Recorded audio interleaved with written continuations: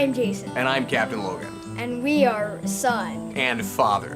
What are we talking about today, Jayson? We're talking about Lost Season 3. We are already past Season 3. And actually, we've had such a backlog of videos that we finished this well before this is being posted, possibly by as much as a month. We did the same thing that we did last time, where we have already started into Season 4, but we've only watched the first episode of Season 4. Yes. So we'll be able to talk about the cliffhanger into the first episode, but not any farther than that.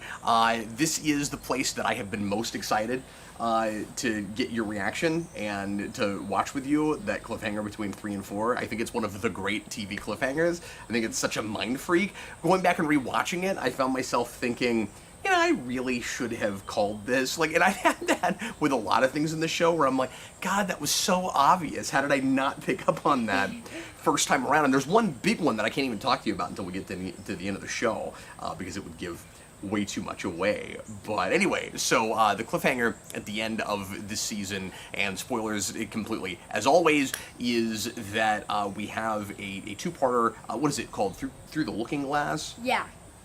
We're dealing with the Looking Glass station, and it's called Through the Looking Glass. It's fun, and throughout we're getting what look like Jack flashbacks, but it's very confusing because he's got a beard and he's suicidal, and it doesn't fit anywhere in his history. I think there's a couple of cheats in there. We'll talk about that. One major one that we'll talk about. But it turns out that we're actually looking at flash forwards, and that is setting up the new formula for the next season. Let's just start at the end. You were so confused, and it was really fun and awesome to watch. So I didn't know that it was like the whole episode, it would be him, like those were all flashbacks. You mean flash forwards? Yeah, flash forwards. Because they're not flashbacks. Because I thought they were flashbacks. Yeah. And of course, and you're supposed to think that. And then you get to the end, and what was your reaction when Kate walks out?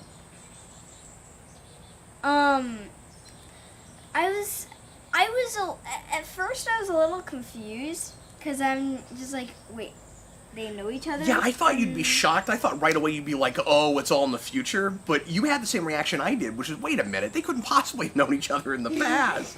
Yeah. But then I'm just like, wait, all of those were set in the future? Yeah.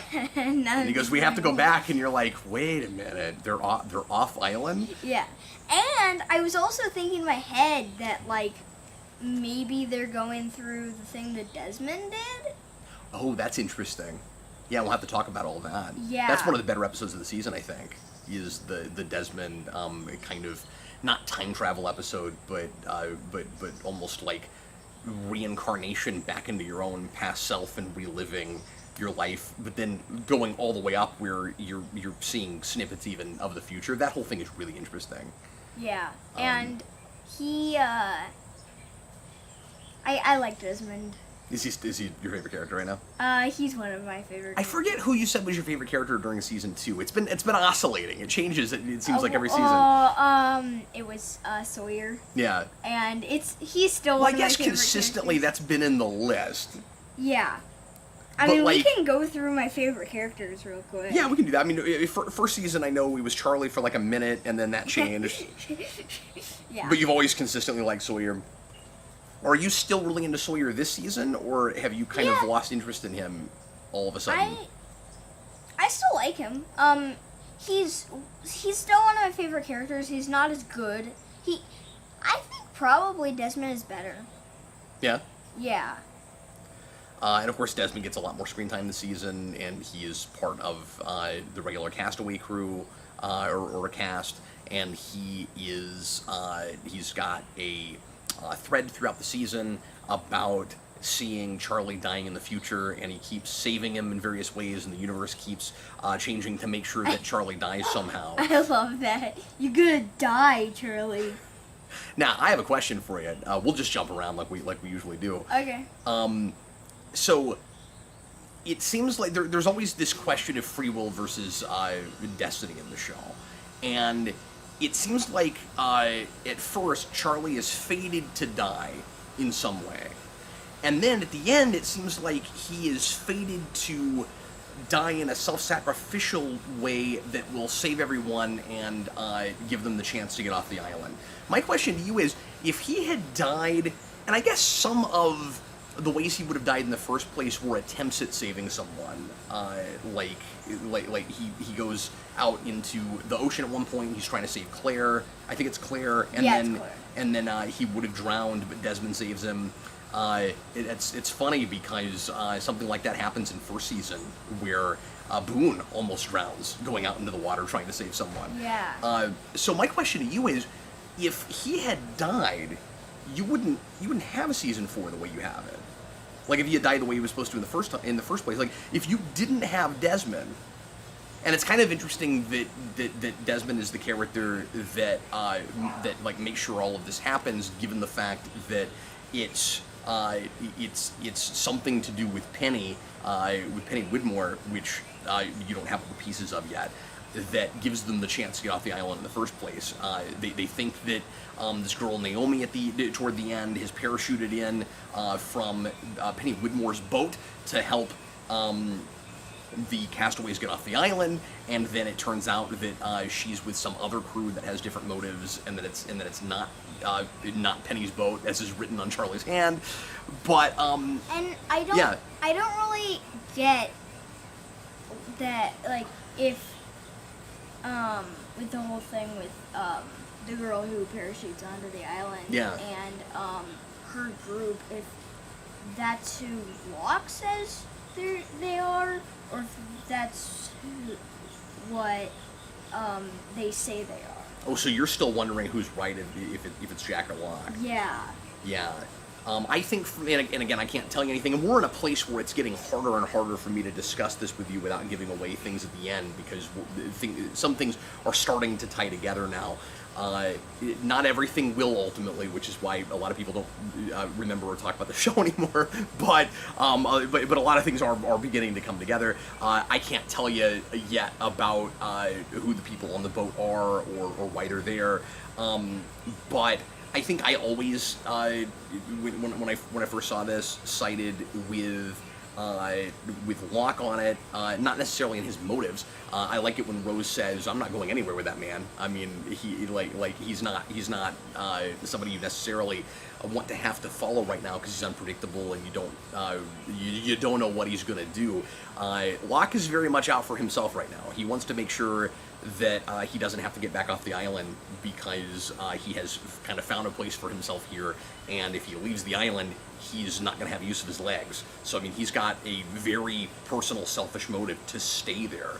But remember the whole Charlie factor. Remember what Hurley says when he's like, "What about Charlie?" I love that scene, by the way. When everybody's arguing back and forth, like Jack is so desperate to get off the island because of his obsession with saving people, and of course Locke has this obsession with not getting off the island. But when Hurley kind of puts everything into perspective and says, "Charlie died so that we would know that we can't trust these people. Why on earth would you trust them?" And so, again, I don't want to give too much away to you, Jason, but all I will say is that Charlie is certainly onto something. And I mean, like, of course, I mean, the show's not going to have him die in vain like that. They made it such an epic kind of self-sacrificial death, and he, has this kind of, like, path to redemption thing because of some crazy stuff he does earlier in the season that he has to pay for, and his whole history with drug addiction and ways that he's been self-destructive and messed up his own life. And yeah. And I don't really, like, I like the whole thing with, like, Desmond trying to save him and he's gonna die sometime, but he was actually starting to be a good character, and then he died. Uh-huh. And of course they do that to you on purpose, right? Yeah, where it's like, now that you really love him again, we've got to kill him off. And you didn't think they would. Yeah.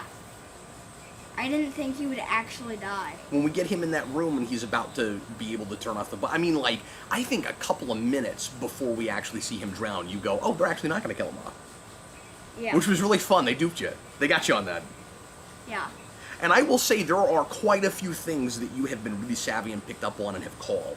And some of them I can't I can't tell you about yet. And some of them you have in the moment.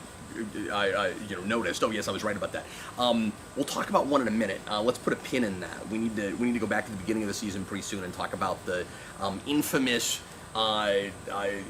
Kate and Sawyer in cages stuff that everybody but Jayson apparently hates. Oh hey, I have a question for you. Do you want a fish biscuit? But I want to go back to my point that I started to make a minute ago about predestination and say I'm just not sure at the end if the idea was supposed to be that because Desmond is there, that all along Charlie, at least if he made the right decisions, was destined to get the Oceanic Six rescued. Yeah. Or if there was a possibility that wouldn't happen, or if there was a timeline where that didn't happen and then Desmond has changed that timeline. That's a thing that I remain a bit confused about. Yeah. Not even necessarily a criticism, just a question. So let's scale things back for a second. You wanted to talk about favorite characters. Maybe we can go ahead and do that next. We've got like this laundry list of things that we need to deal with. Yeah. I'll throw out one of my bad things real quick. Oh, sure, yeah.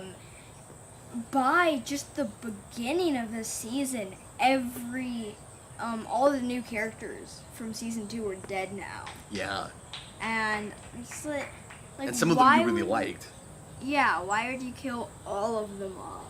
Yeah. And, I don't want to get into behind the scenes stuff, and I'm rusty, and some of the stuff I don't really remember that well. But I think some of it has to do with actors who couldn't stay in the show for whatever reason.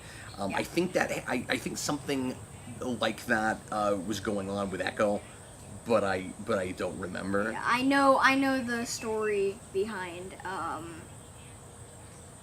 what's her face? What, Ana Lucia? Yeah. Oh, we lost her in 2 though. I know. Right? Yeah. See, everything's running together for me now. Yeah. That does happen in 2, right? That happens in 2. Well, no, it has to, because that's Michael, and we talked about all that last video. Yeah. But. And we don't get Michael at all this season, I don't think. Yeah, we get Walt in one scene. Yeah, in one scene. Okay, so let's scale things back for a second, and let me just overall ask you, what is your favorite season at the moment? You've now seen about half the show. Yeah. Maybe episode-wise over half, because they start to get a little shorter. Season 3 is infamously too long, and Lindelof, the showrunner, agrees with that and hates that they had to make it as long as they did, and they drag things out on purpose because the network forced them to do more episodes than they wanted to because the show was so popular. They wanted to end it in I think 4 seasons, if not 5, and they were forced to go 6. They were forced to go longer with seasons, and I mean, ABC would have kept that show on for 10 years if they could have. Yeah. And that's no exaggeration. But anyway, so how do you feel this stacks up to the other 2 seasons? Is this the best season so far? Is it the worst? Is it in the middle? Like, how do you feel about it? I think it's in the middle. I don't know, really. You're not gonna break my heart and say first season is the worst season so far, are you? Because I don't know. Well, of the 3. But I mean, I love first season, but I feel like 2 and 3 are better. Interesting. I'll say I'm not with you on that with 3. I think 3 is meandery. I think it's somewhat directionless. Yeah. It gets better at the end. Well, yeah. I mean, I can't help but be taken in by the novelty of that cliffhanger. For me, the first half is better than other people think that it is, but I don't know. That's why I put it kind of at the middle, because some of it is good and some of it is bad. And first season, most of it is good, but I don't know. And you still really like second. Yeah. Mostly because of the hatch and the button, right? Yeah. Because if you think about it, and I'm not trying to argue with you about what your preferences are. Like, of course, if you enjoy season 2 better than 1, that's great. But you certainly complained more about things in 2 than you did 1.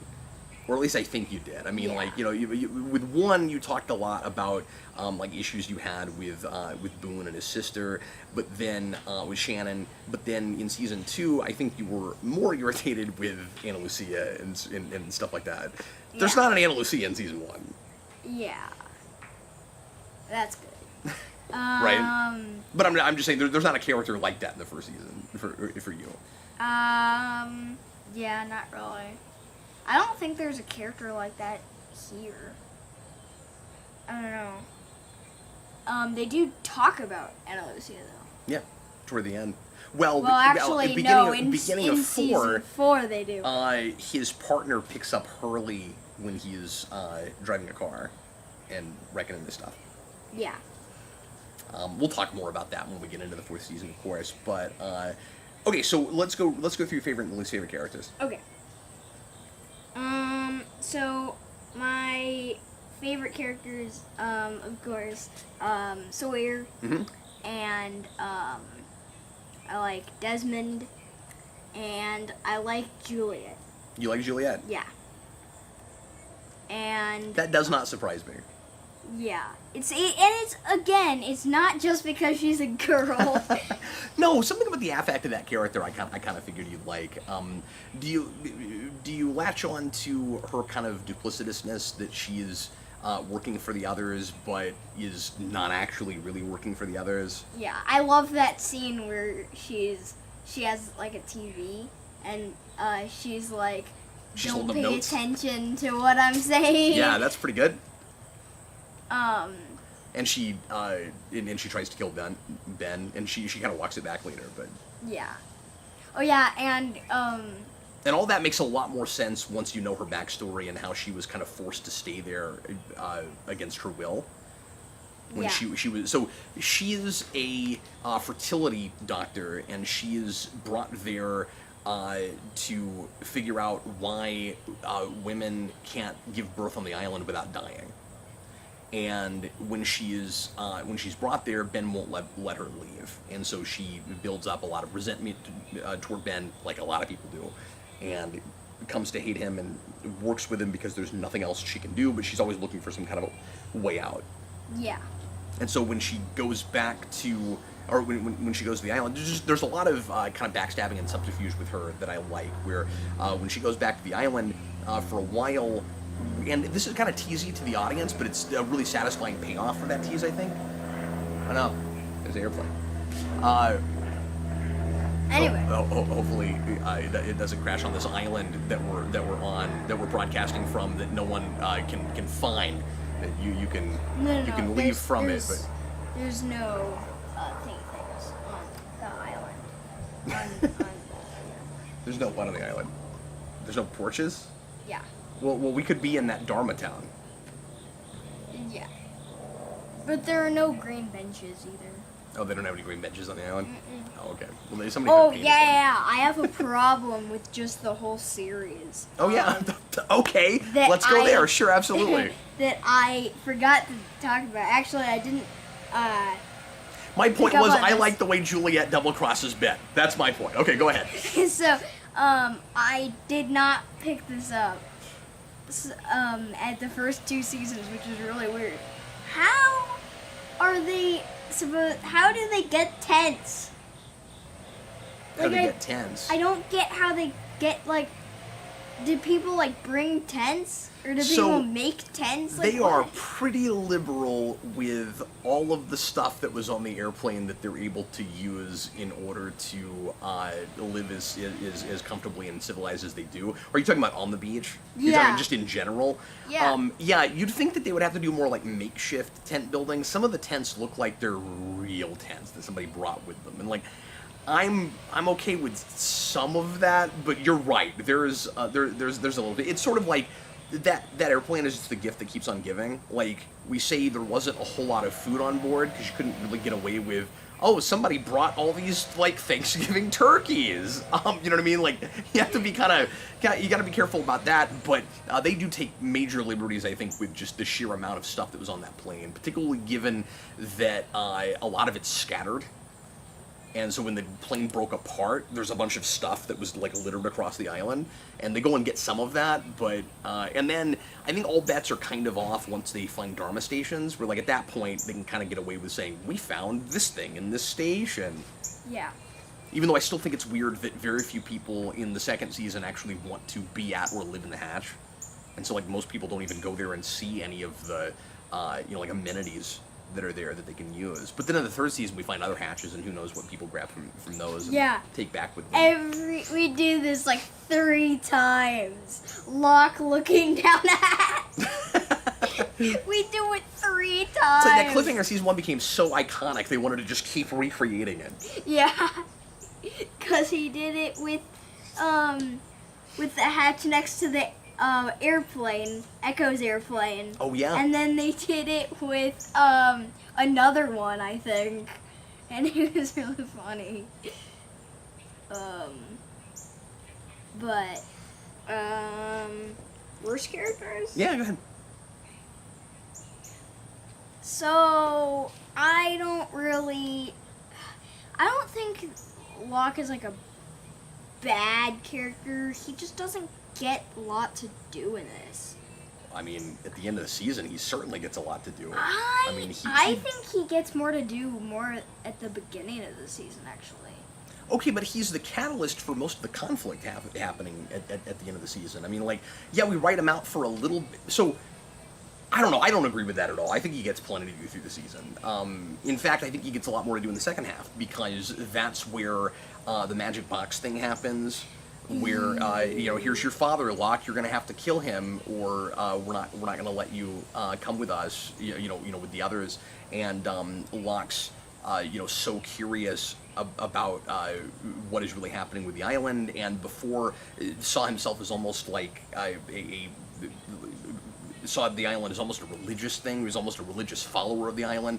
He had his faith shaken at the end of the second season. We talked about that a lot. He's had it renewed to some degree, but he's really trepidatious now because he keeps being wrong about stuff. And then he convinces Sawyer to kill his father because he figures out that his father is actually the con man who killed Sawyer's family, and or made them kill each other. And then, or what was it? Like he convinced his father to kill his mother and then kill himself. Is that what it was? Yeah. So then he brings his father's body back to Ben, and then he gets Ben to take him to the alleged leader of their group, because everyone answers to someone, John, and he goes to this cabin, and he sees no one there, and it's apparently like an invisible person who's supposed to be Jacob, and that all is very cryptic and confusing, and we have no idea what is going on yet. I think I might know what is going on, though. Okay, we can get into predictions here in just a second, but so like what is your argument for we do more with Locke at the beginning? I feel like, I don't know. I think I was just kind of thinking about, just his whole, 5 episodes where he's just not even there. Well, that's true, because he gets shot and thrown in a hole. Yeah. I mean, is that the period you're talking about where he's not there?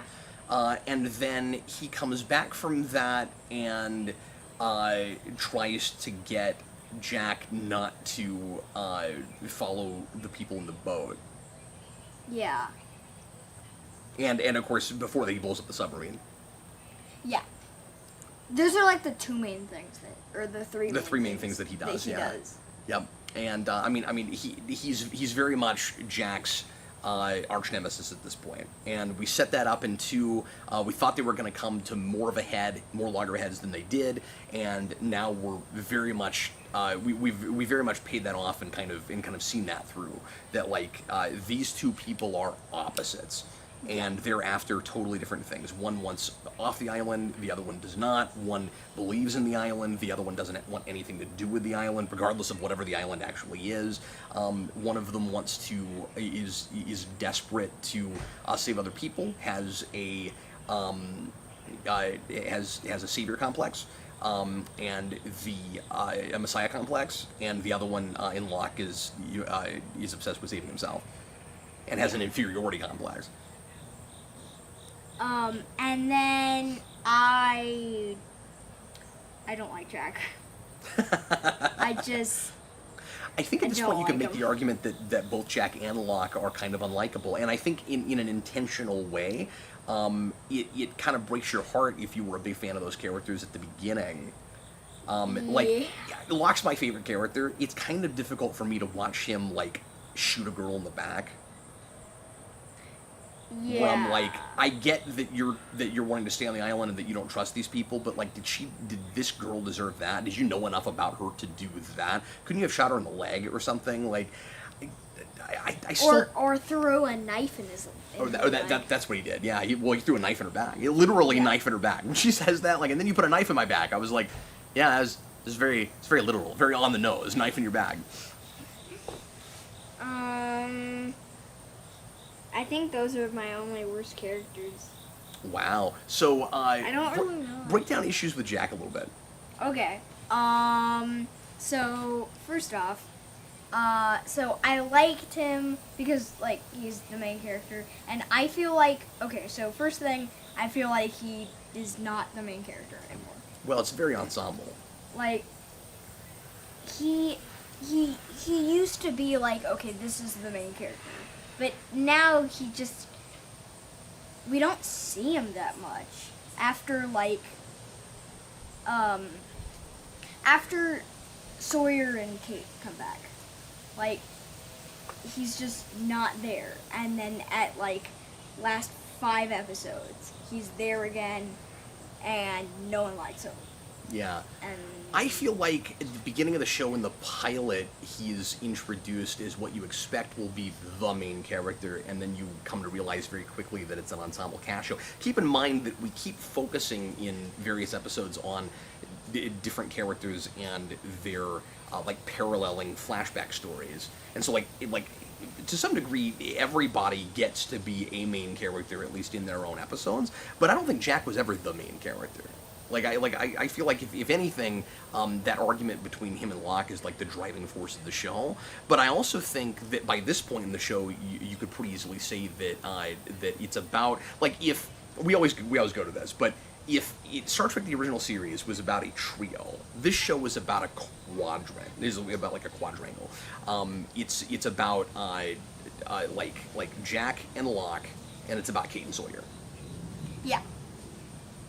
And like everybody beyond that, even though they're all important in different ways, and like some of them get more to do in more episodes than others, they all end up being more supporting characters. You could maybe make that argument, but then, and again, I'm saying this in hindsight, having seen the whole show, it's also hard not to say that in some ways Hurley is one of the most, if not the most important characters. Yeah. Because, and I stand by what I said in the first video we did on this, he's that, like, moral center of the show, where there's always that question of, like how crazy he is, because, he's had to go to mental institutions and stuff, but at the end of the day, he's the one person on the island that hasn't really done very much wrong. Yeah. Because everyone's, like, really done something wrong, that right? they're in this kind of literal, or not literal. They're in this kind of figurative purgatory, to pay for mistakes they've made. Yeah. But anyway. Yeah. But I'm totally with you. Jack continues to feel like the main character because he gets the most flashback episodes. Yeah. Dude, I don't know what you've written down for your least favorite episodes, but can I tell you what mine is? Yeah. The one with the flashback about how he got his tattoos. Yeah, that's It's my worst frickin'... episode. Is it really? Yeah, Stranger in a Strange Land. Frickin' horrible. Yeah. We can talk about that when we get to it. And actually, that's what I wanted to do next. We'll go right ahead then, yeah. That episode just does not, it just doesn't, like, I feel like there's nothing going on. Like, I kind of liked the flashback more than I did the thing on... I don't even remember what happens on the island. I just hate the flashback so much. Yeah. What's the A story in that? Well, I don't even know if it's the A story. Well, yeah. I just mean the present day story. Yeah, it's the stuff with, whatever her name is. Juliet? Yeah, Juliet. Yeah. And, she... You know how you can remember it? Yeah. Like Romeo and Juliet. Okay. Yeah, there you go. And Juliet, is like... Oh, I know what happened. She shot someone, and everyone's mad at her, and she got like locked up. Oh, that's and right. Jack's She's in trying trouble. To, Yeah. Ugh. And there's just nothing going on in that episode. That's one of those like major time filler episodes, and I've heard Lindelof talk about that, and he also hates that one. And really? It was like, well, he said they were out of flashback ideas, and it was like, so I guess we'll explain the tattoos, and because that's one of those things where it's a tough line to walk, right? Where there's all these mysteries. And there's all these details that fans want answers to, and fans became obsessed with understanding every single morsel of the show. And the tattoos did become a big point of discussion from fans, where it was like, oh, what does it mean? There's all this cryptic stuff in the show. We got the numbers. We've got all these symbols with Dharma and stuff. Surely the tattoos are important. They must mean something. I think what people were thinking was that in some way or another, maybe when we got a translation for the tattoos, it would reveal something about the island itself, that we would like understand something more about the show through the tattoos. That of course is not what happened. Yeah. And I don't remember what exactly the tattoos are supposed to mean, because I'm so not invested in that whole thing. It's like something to do with self, and I don't remember what it was. Brave, courageous, or whatever. I don't even remember. Yeah, that's right. It was something like that. And then he has that stupid line where he's like, yes, that's what it says, but it's not what it means. And I was like, I don't know what that means either. But yeah, he's on this island, not this island, but he's in some Asian island, and he's getting he's culminating a relationship with this girl, and she does these tattoos on people that are like this like sacred thing in their tribe. And it's only supposed to be done to people that are from that tribe, and it's this like really sacred ritual. And for some reason, I don't understand it, Jack tries to force her to do the tattoos on him. Yeah. And for some reason that I also don't understand, she ends up begrudgingly agreeing to do it, knowing that he's going to get drummed out of there and told that he can never return and they'll never see each other again. Why doesn't she just say no? Yeah.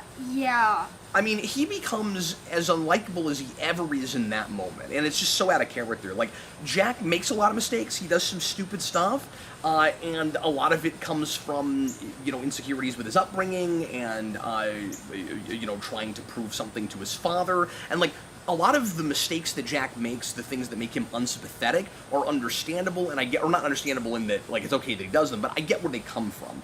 And as I'm always talking about, like, characters being sympathetic is not about them necessarily being likable or always doing the right thing. It's about my understanding where they come from and how they got there. That I buy that he is a real human being, and that came from a place, and I don't understand the place that came from. Yeah, and that kid is like, Mr. Jack! Mr. Jack! And then my best episode is actually I can't wait. the episode that comes right after it. Oh, wow. Trish, So not the cliffhanger. Trisha Tanaka's dead. Trisha Tanaka's dead. And what a great episode title. Yeah. That episode brings me to tears every time, and like tears of joy. It's so much fun, and it's such a nice reprieve from like all the relentless cave stuff and all of that. And it's almost like a better realization of the golf thing from the first season. Mm-hmm. Where this time Hurley finds a car, and he's like, well, he's like, it's the same thing with the golf thing. Like we need to have fun. We need activities to bring our spirits up. We need like reasons to not want to die. And like things are, and at this point it's even worse than with the golf thing, because now they think that the others are trying to murder them, and like they've lost some of their people to the others. Like Jack and Sawyer and Kate, I think, are still kidnapped at that point. Yeah. Am I right about that, or have they been brought back already? Sawyer and Kate are back. That's the episode where they come back. No. I knew that because Sawyer drinks the Dharma beer. Yeah. And helps Hurley. It's work, man. Yeah, so that's one of my favorite moments in the entire series. And then he's Roger Workman. And then we find out that Roger Workman was. That's Ben's father. Isn't that awesome? Yeah. You just looked at me with this huge wide expression in that moment because you remember Roger Workman. And then The line delivery with Sawyer is so perfect. Yeah. When he goes, he's basically just like, Hurley, you're an idiot. It's not Roger Workman. It's not his name. It's his job. and then at the end of the season, we find out that there's a jacket that says Ben Workman. Ben Workman. My favorite thing about that, and you know what, I'm with you. I think that's my favorite episode of the season as well. I love the cliffhanger, but I think that is my favorite. And I do have issues with the cliffhanger. I still want to talk about that. But I just because of the way it made me feel in the moment, I think is why that's one of my favorite things in the season. But dude, the coolest thing about that episode. I love the song choice in the car. I love how they roll it down the hill and they get it to work. I'm like, it's such a triumphant moment, man. It's so much fun. And just like really emotional. The lightest, happiest, most serene moment of the season is born out of the darkest and most twisted thing that's happened to the show so far. That's what's so cool about it, right? Yeah. Is like you get this wonderful joyous experience from they're getting that car to work, and then later on you find that car was there because Ben murdered the entire Dharma Initiative and killed his father at the bottom of a hill to get revenge for his father, like mentally tormenting him throughout his life because he blamed him for his mother's death. Because he was born, his mother didn't survive it, and also is something to keep in mind is that it didn't. I mean, obviously, a baby being born, you can't blame that baby for the fact that the mother died, but that would have happened to any mother because people can't be born on that island if they conceived. Well, if they conceived on an island. Actually, I'm wrong about that. That doesn't happen on the island. He's not born there. So I guess, okay, no, that's really interesting, isn't it? So that really was just a medical condition with his mother. Yeah. And then he goes to a place where, that's probably partly why Ben is so freaking screwed up. He goes to a place where women can't get birth without dying unless they conceived off island. Because Claire's able to deliver. But, oh man, I just thought of that. That's actually really interesting. Yeah. I don't even know if that was intentional, but that's really interesting. And Hurley runs into a guy within the car. And yes, that's great. And that's a really fun payoff for that, too. Hurley is awesome at the end of the season because he basically saves everybody. Yeah. His big triumphant savior moment at the end is so good. Yeah. And then I love, like, Hurley Cannonball and... That's in season 4, though. That's true. That's true with Bernard. Yeah. Oh, there's a question. Did they get you with the supposed initially deaths of those 3 guys, and then 5 minutes later they let you know that they didn't die? No. I was just like, June, and I'm just like. You're like, there's no way they killed. There's no way. Okay, why though? Because they did kill 2 main characters on screen in like 30 seconds apart in the second season. Those weren't main characters. Okay, but it's Jin and it's Saeed and it's Bernard. Now Bernard is pretty disposable. I mean, I like Bernard. Don't get me wrong, but I would not be surprised if they killed him off in a scene. Yeah, me neither. But Jin and Sawyer are like actually main characters. Okay. And I'm trying so hard not to give things away right now because I always thought, like, as I was watching this, that like anybody could go at any moment, and you think that main characters have plot armor. Yeah. And interesting. That's why I was so like, what with Charlie's death? Because I'm just like, he was a main character that killed off. Right. Yeah. And I'm just like, they're not gonna kill people. These guys off. And I will tell you this. Charlie is actually dead. Okay. Like, if you have any question about that, like, he is actually dead. Yeah. They probably do bring him back, though. You think? Yeah. I mean, we see what appears to be his ghost that is physically manifested and is able to slap Hurley in the face. Yeah. Do you have ideas about that? I don't know. Like, is that actually his ghost, or is that like Hurley's imagination, or is that? Well, like... here's why it can't be his imagination. It's the reverse of the thing with the guy that he really did make up in his mind you're blinding me with that in the second season, that shows up on the island and is like one of those manifestations that you keep thinking is the smoke monster. Yeah. But in this, don't you remember somebody at the facility outside goes, "Oh, that guy over there," like somebody else sees him. Yeah. So with that, whatever that is, it can't be in Hurley's head. And anyway, so I was wondering, and this is not me trying to lead you anywhere or tell you anything. I won't tell you anything about that. But do you find yourself? Did you in the moment find yourself wondering if that was also the smoke monster? And if it can get off island? Because everything else like that's what you've thought, is that it's a shapeshifter that is probably the smoke monster. You keep saying that. I don't really think that's the smoke monster. Why not? I don't know. You don't think it can get off island? I don't think it could get off island. Okay. We should get to predictions pretty soon. Yeah. Because I want to know what you think about Jacob and all that. So, yeah, I mean, we can do that right now. Okay, let's do it. So, I think... Well, for a minute, let's just, for folks that haven't watched this in a while, let's just break down the whole Jacob thing. So what is Jacob? He's this invisible guy that's like Ben's leader, and tells Ben what to do. But I think it's just Ben telling Ben what to do. Do you? I mean, obviously Ben is always lying. He's supposed to be a master manipulator, and he manipulates everybody. He's always telling truths and half truths and lies to his own people, to our survivors, to everybody, and we see more and more of that throughout the season. But what do you make then of what's going on at the cabin? Like when they go to the cabin and he says, "You're the man behind the curtain. You're the Wizard of Oz." Yeah. None of this is real. But then it starts shaking, and you hear that voice and everything. Because at first Locke goes, "That's just you. You were just talking. I could just hear you. It was you." But then the place starts shaking. What do you think is happening?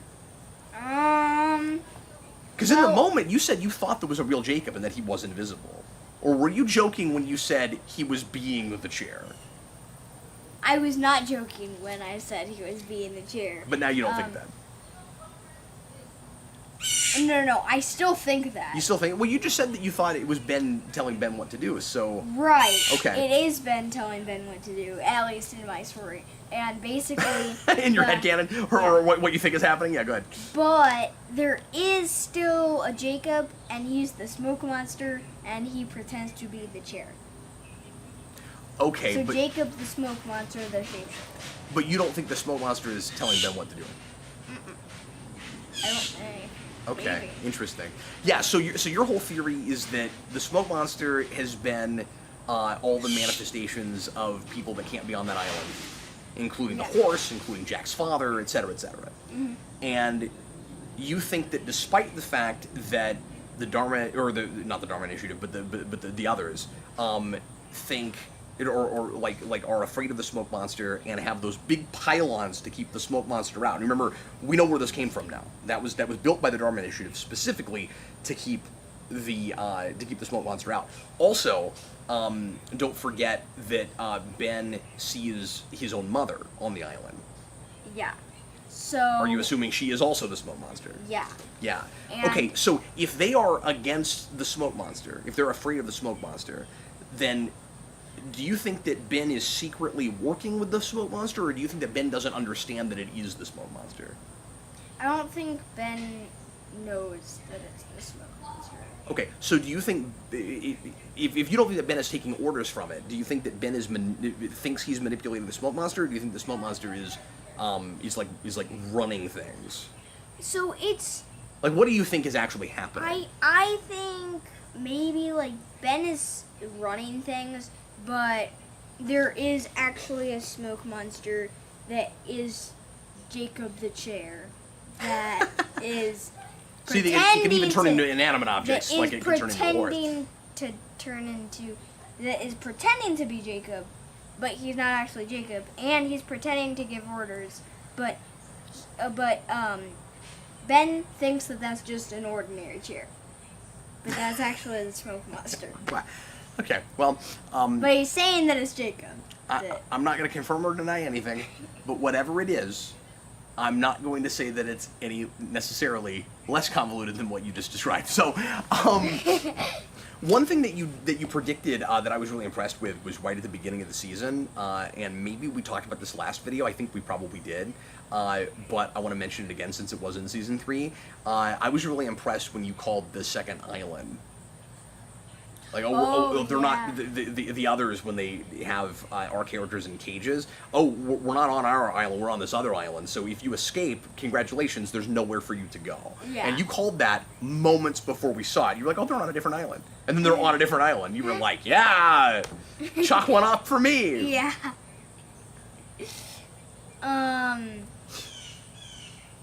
So yeah, good job. Oh, hey, I have an episode I want to ask you about. Sure. How do you feel about the episode that tells us where Paolo and What's-Her-Face came from?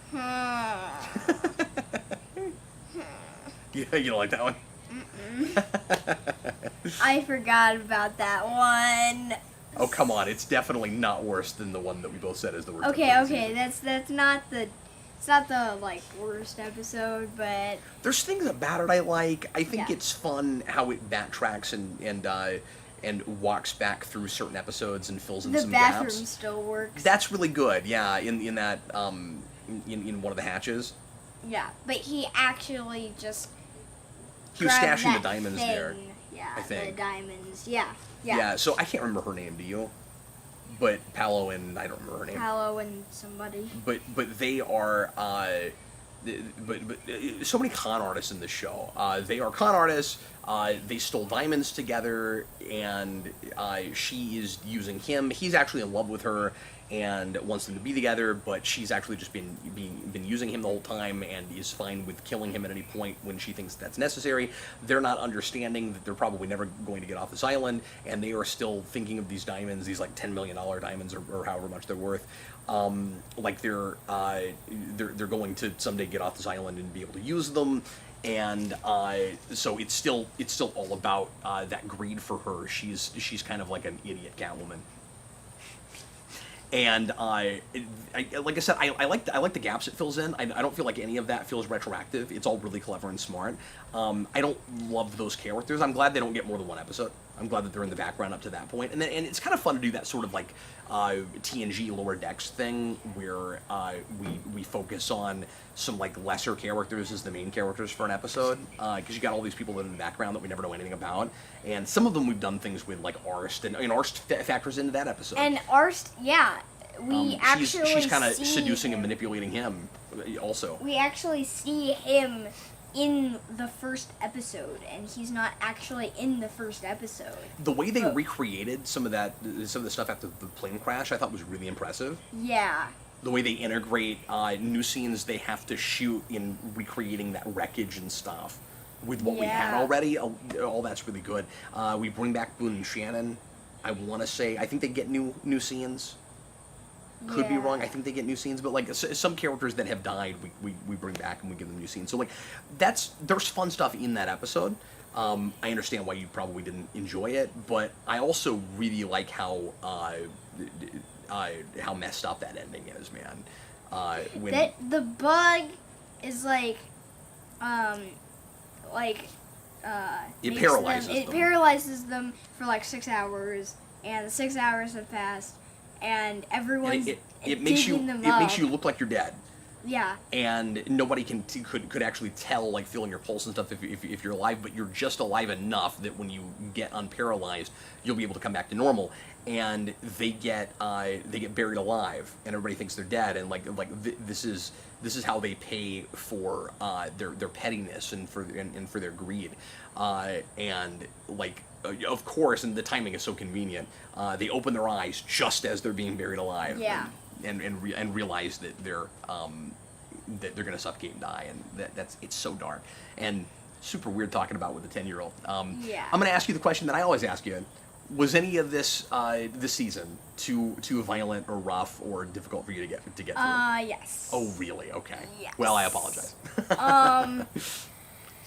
Oh Oh, look out, man. Is it all right? It's good. Okay, you need to be more careful with this, buddy. Okay. Just set it down next to you, okay? All right. But, Let's not break our tablet on camera. All right, good. yeah. So probably when Jack is, Beating the ever-loving crap out of Ben? well, probably not that. It's probably when, Are you just used to that at this point? If Ben's in an episode, you just take it for granted that he's going to get the ever-loving crap beat out of him? well, I'm fine with, Jack punching people, but I don't really like him being a doctor and stuff. Oh, yeah. And You know, I have a tough time with some of those things, too. You're talking about, like, when whenever he's he has to... fixing, like, Ben and stuff. Anytime he has to, like, sew, somebody back up, or... Yeah. There's another plane. Oh, I can see it that time. Oh, cool. Anyway. But, yeah, I don't... You guys are I going to be don't fine. The really small like monster's over there. You're going to be fine. That's a slide. Is this the season where... No, it's not, is it? See, things are running together. I was going to say, is this the season where Echo finally sees the smoke monster, or does that happen in 2? Yes. Oh, it is the season? That's the season. We haven't talked about his death yet. He was one of That's how he dies. Yeah, he was... I couldn't remember if he saw it before, but no, you're right. He basically stares into the mouth of the devil, and he blinks and the devil kills him. I mean, that's essentially what happens. Yeah. Where he says... Because what it seems like is going on is that the smoke monster is punishing people specifically for their bad deeds. And you notice that there have been times where he'll come up to someone... the smoke monster, will like the living smoke, will like float around someone for a minute, and Yeah. it is like it's like judge, jury, executioner. It's judging them, and then it leaves. That's and again, I'm saying this somewhat in hindsight, but it seems pretty clear even at this point in the season, that in the series, that's what's going on, because Echo says, I haven't done anything wrong. Like, he stands by all the choices he's made.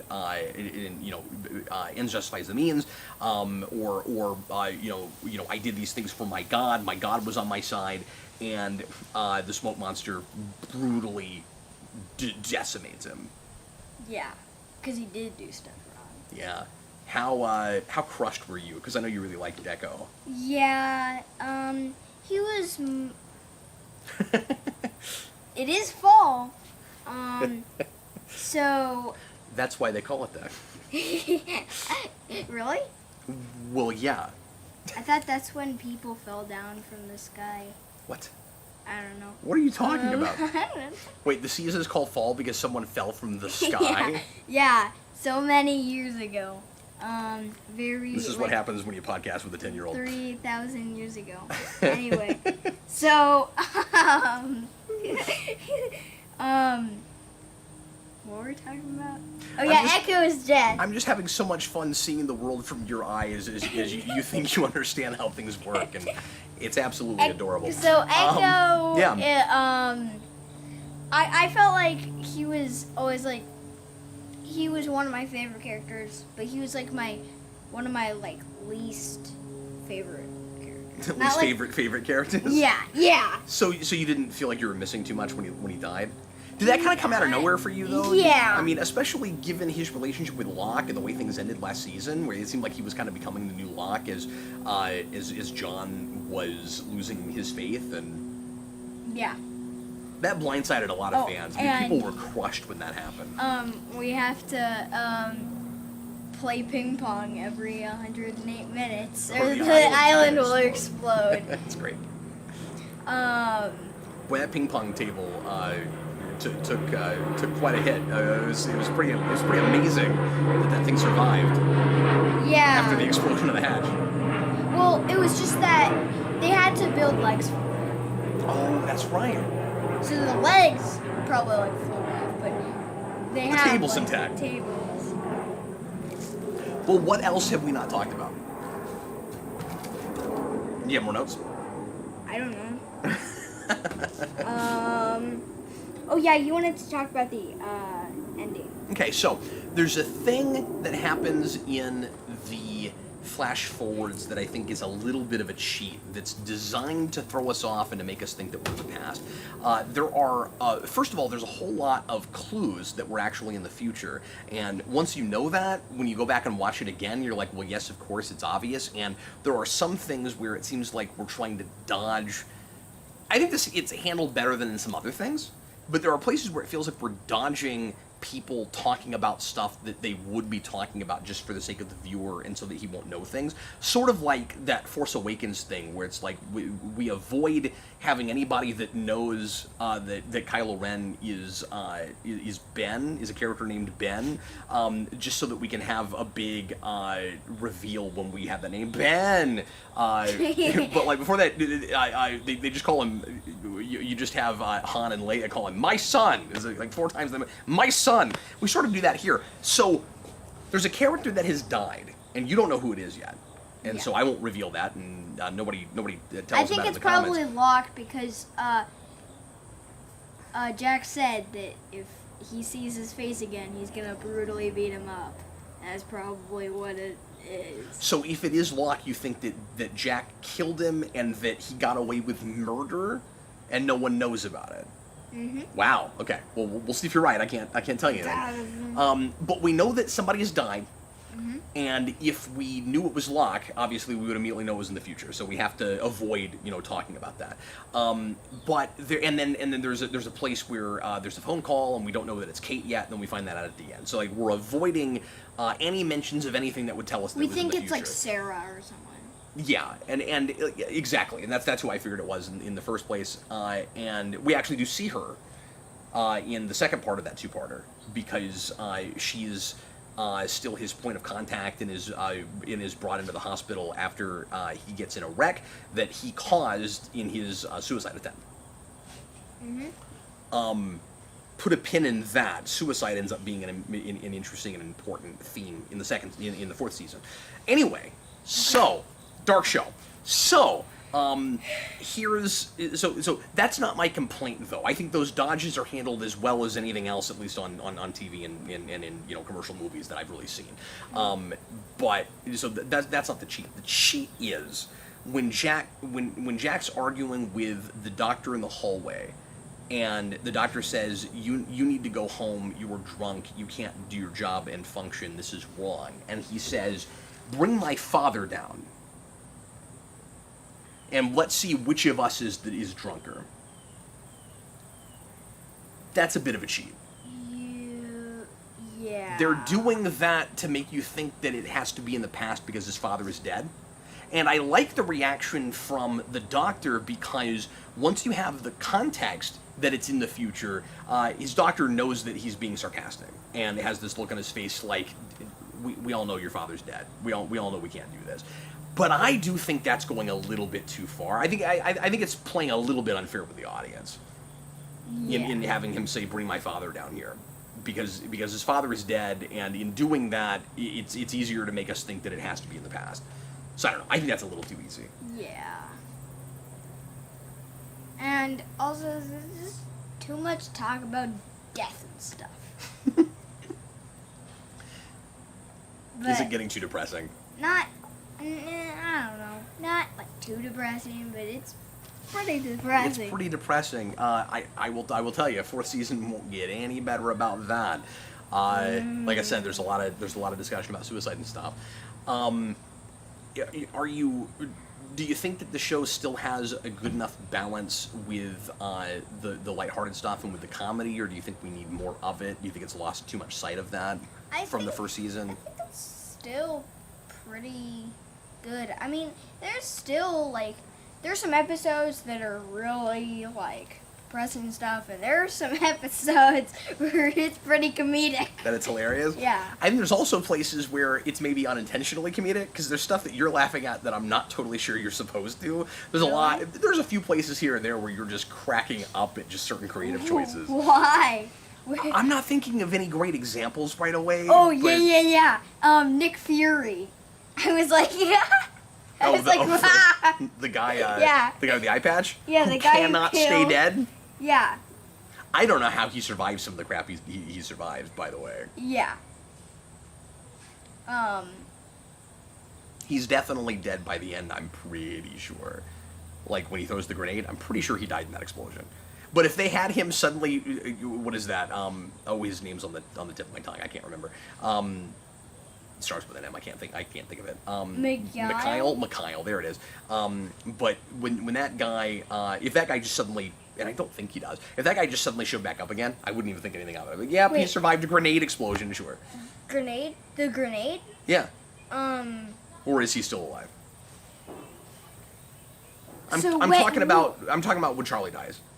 Oh, wait, was that a grenade? Yeah. Oh, yeah. He puts it up to the window and he goes, remember when I told you it was a grenade? Because I wasn't sure if you knew what a grenade was. I knew what a grenade was. Okay. But remember he has that smile and he's like, I got a grenade! Yeah.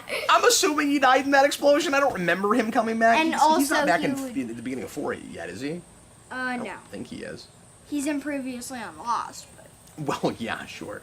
There's also that, remember that, I don't know if anybody will know what we're talking about, that previously on X-Men video that I love so very, very much. Yeah. Where somebody's compiled some of the silliest moments in X-Men. The previous on X-Men, there's just always, like, every time Xavier yells, ah! And every time Wolverine yells, and goes, huh! And then every time someone yells, Jean! Jean!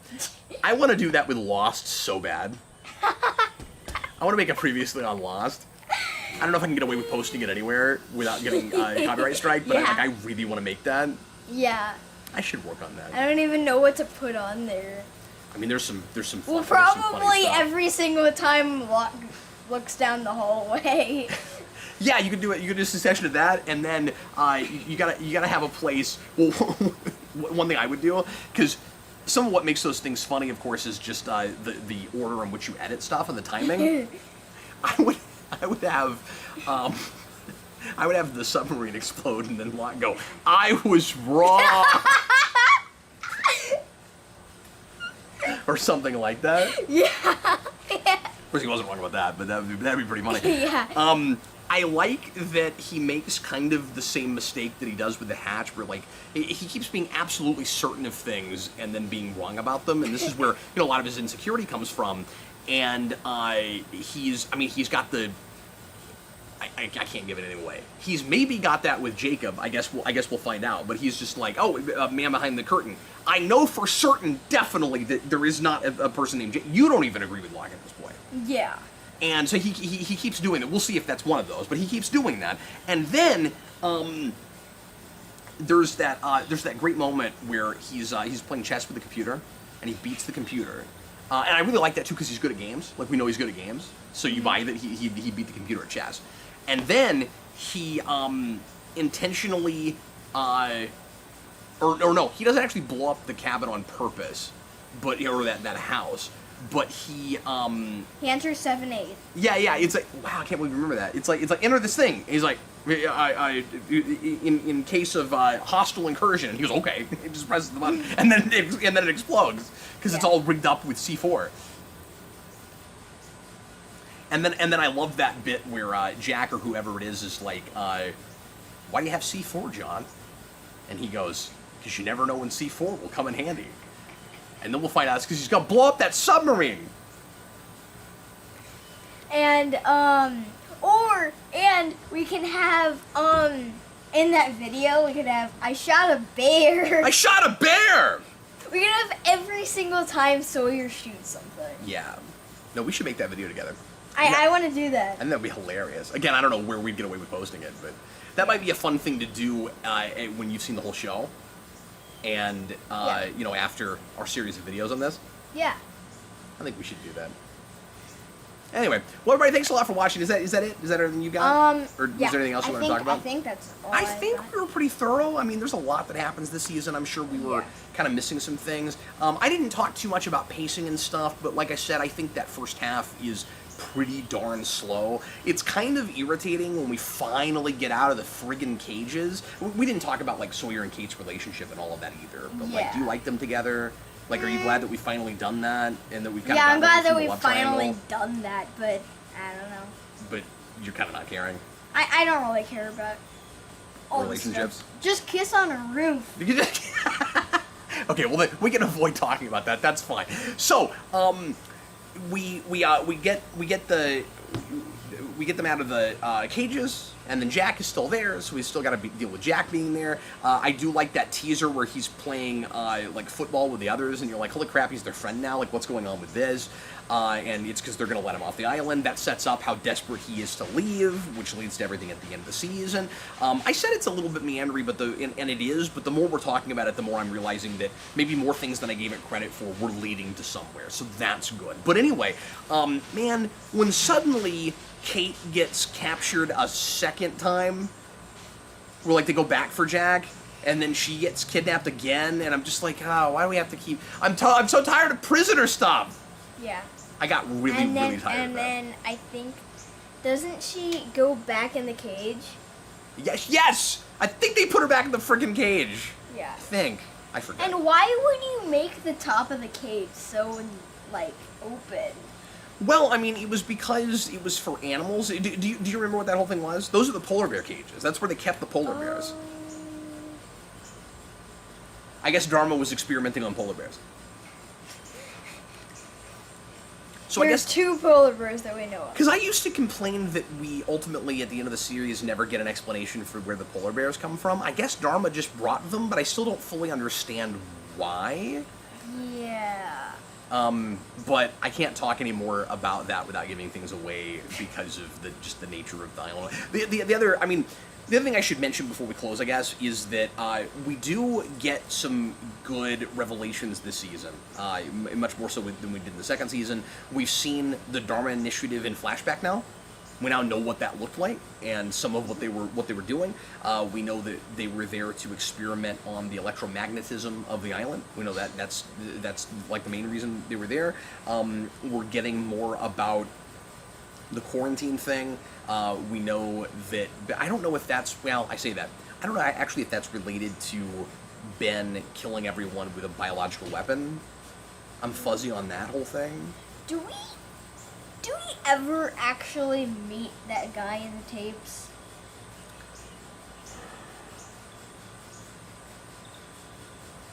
I just don't even know how much I should say. I guess the fact that I'm reacting this way will tell you that we do, but yeah, we do. Okay. I guess I will tell you that, because I cannot keep a poker face about that. Yeah, we do. Do you know who that is? No. That is Shredder from Secret of the Ooze. Really? Yes. He's great. That's Shredder? Yep. Wow. That's the second Shredder. He didn't play in the first movie. He's young. So that... Oh, yeah, younger than you would expect it. Even younger in the... So imagine that guy going, babies! They're babies! Anyway, well, we good? Yeah. All right, we'll talk to you guys again about Season 4 in the not-too-distant future. We are blowing through the show and enjoying every minute of it. Jason, thanks for talking with me about it again. Mm-hmm. And we'll see you again next time. I'm Captain Logan. And I was Jason. Later, folks. Fish biscuits. Tell your friends.